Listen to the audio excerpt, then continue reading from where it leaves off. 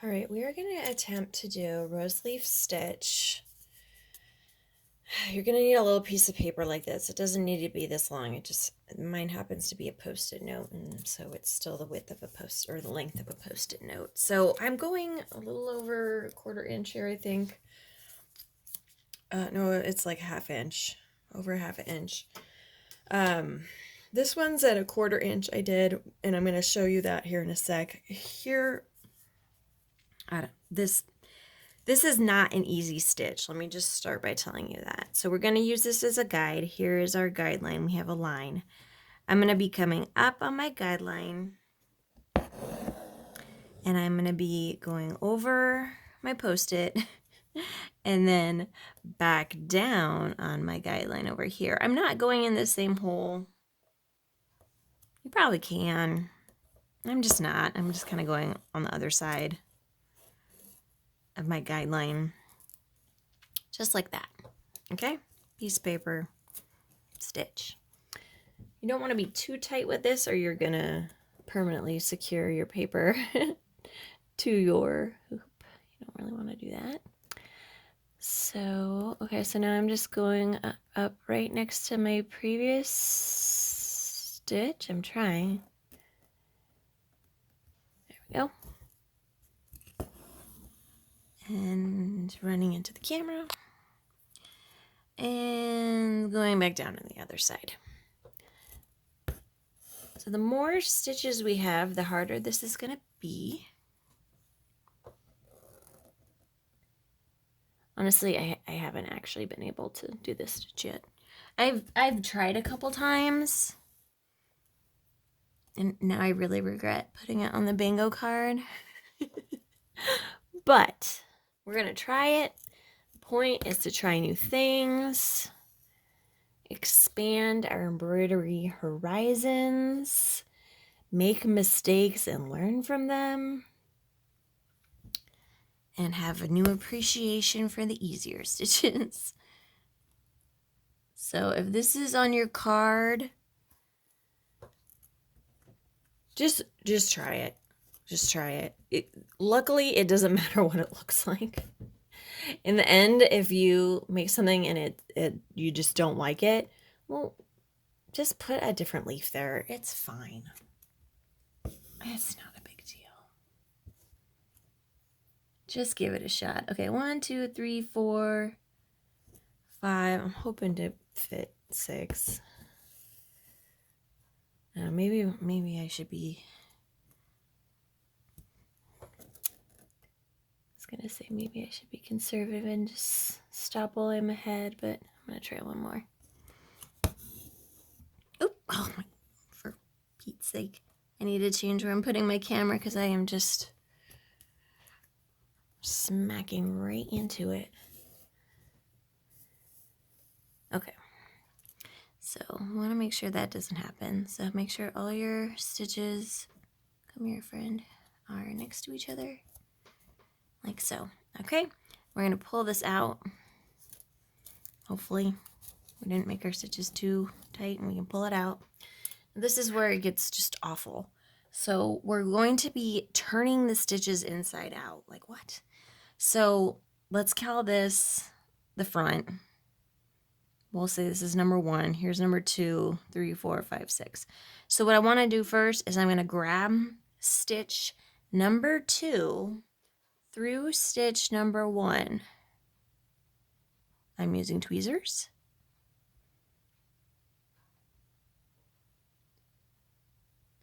I tried it with a needle. Obviously, I'm still having a really horrible time with it.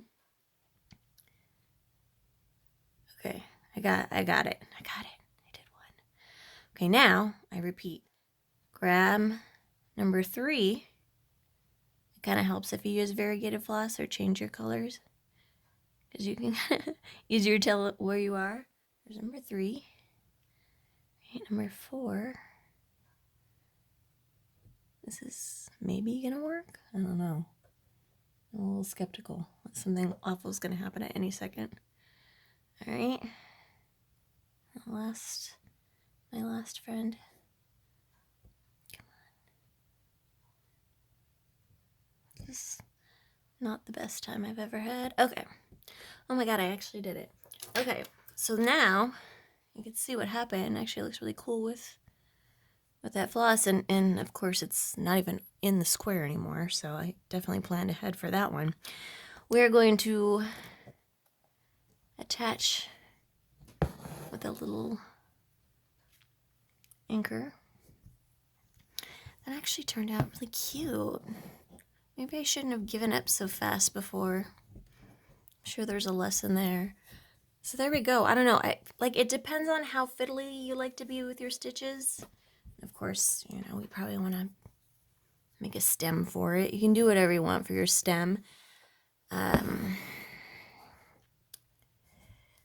down like this. Oopsies. I'm just doing a back stitch. If you want, you can even stitch on top of it, like down the center of it, to kind of give it a stem along there. I actually like how puffy it is like that. This is kind of, I would say, the leaf version almost of a woven wheel, where you have a very puffy finished stitch. Okay, now let me show you the fake version. So on the right here, I accidentally pulled my last loop in. Okay, so this basically over here is the same situation. This isn't gonna look as cool as that, I'll just tell you right off the bat, but it's gonna be easier. And it's a different stitch. I just made it up, like I said. Okay, so there's my little tunnel of stitches. These ones are a lot shorter. These are only quarter inch, I think I used. So I'm gonna come up here. I'm holding my loops so I don't accidentally tug on them. Okay, now I'm gonna run my needle up this tunnel. Like, what the heck? Why is Jessica just making up stitches? Like, I don't know, I just am. Because when I can't figure out how to do a stitch, I'll just fake it. Let's just pretend that this is how it's supposed to go. Okay, so the reason I did this was because I couldn't get the stitches inside out, right? So we're gonna go like this. We're gonna hold a loop here, and we're just gonna go right back the way we came. Probably easier if your tunnel's a little bigger.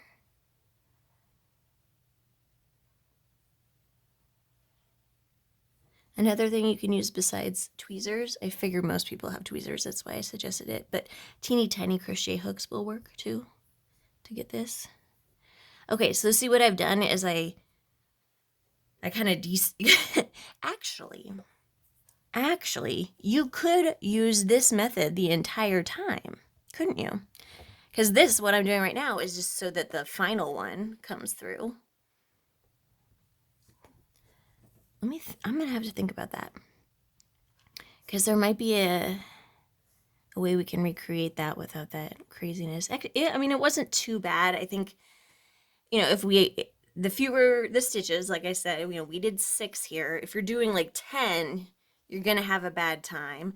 I made sure that my my paper was, let's see, I did like 1/2 inch for that one, so that there was enough room to get in there. I had good tweezers. Anyways, okay. It's possible. All right, so here's my made up version that looks nothing like a rose leaf stitch. Okay. So here is my loop. I'm pulling it down instead. Okay, it does not look good at all. And I am gonna grab it down here. Basically, I'm doing a chain stitch, right? I'm pulling it down. So I have this, I still kind of have a fluffy leaf. I don't know what that strand is even doing. I'm gonna cut that. You can shape it a little bit with your needle. You can just cut bad, disobeying, whatever. I don't even know what this is or where it came from, but it's out of here. I'll have to get in there a little better. Okay, and then I'm just gonna go down. You could just do another chain stitch if you want and have it be on a stock of chain stitches. Isn't that weird? So it almost becomes like a really fat, I mean, you could call this the beginning of a chain stitch, right? It just happens to have 6 loops. Totally normal. Okay, so they don't look anything alike. And they're not really the same stitch at all, as we've discussed. Neither one of them is extremely simple. Here I did my fakey version on my hoop. But now that I've done this, I might try it again somewhere else on here, just to have more practice. Okay, I hope you don't hate me. If neither of those work, I don't care. Just stitch something in your square that looks like a leaf and have fun with it.